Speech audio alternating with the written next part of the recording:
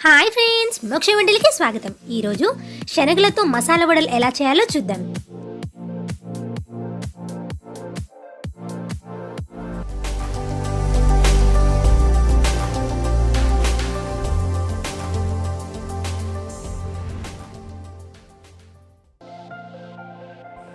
ముందుగా రోట్లో రాత్రంతా నానబెట్టిన శనగలు వేస్తున్నాను.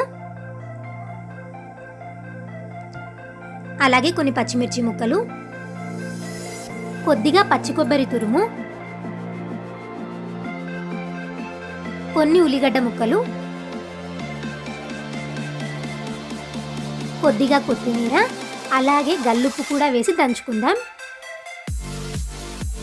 రోట్లో వేసి దంచుకోవడం కష్టంగా ఉంది అనుకుంటే మిక్సీలో వేసుకొని బరకగా పట్టుకోండి, సరిపోతుంది. కానీ రోట్లో దంచిన రుచి మాత్రం రాదండోయ్ మిక్సీలో వేస్తే. దంచేటప్పుడు ఈ మిశ్రమం బయటికి రాకుండా ఉండడం కోసం ఇలా ఒక రింగు పెట్టి దంచుతున్నానండి.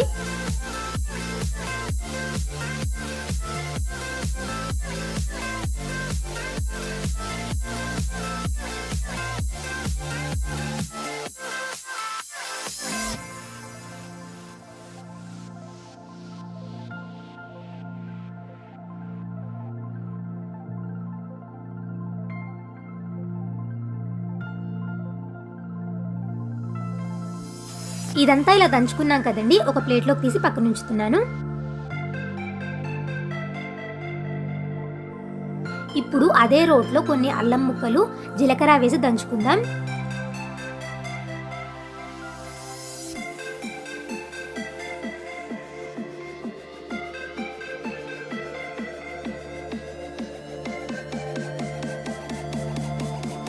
ఇది కూడా పక్కన పెట్టేసి మిగతా ప్రాసెస్ స్టార్ట్ చేద్దాం.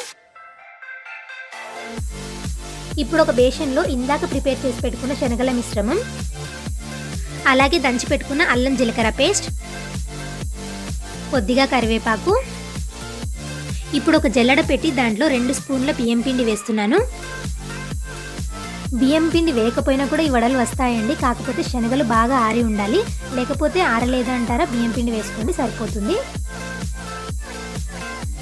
ఇదంతా బాగా కలిపిన తర్వాత చేతిలోకి కొద్దిగా ఈ శనగల మిశ్రమాన్ని తీసుకొని వేడివేడి నూనెలో ఫ్రై చేసుకుందాం.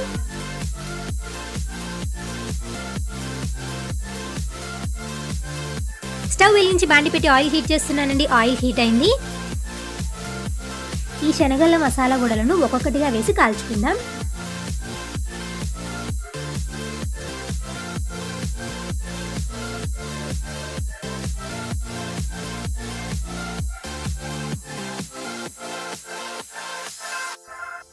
నిదానంగా 2 వైపులా ఎర్రగా అయ్యే వరకు కాల్చుకోండి.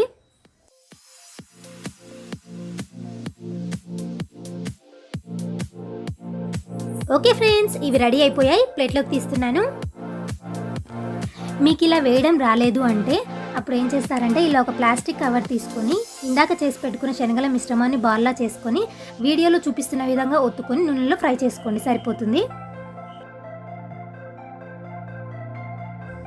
చూసారు కదా ఫ్రెండ్స్, ఈ రెసిపీ మీకు నచ్చినట్లయితే మా ఛానల్ని సబ్స్క్రైబ్ చేసుకోండి, పక్కనే ఉన్న బెల్ ఐకాన్ని క్లిక్ చేయండి. మరిన్ని మంచి వంటల కోసం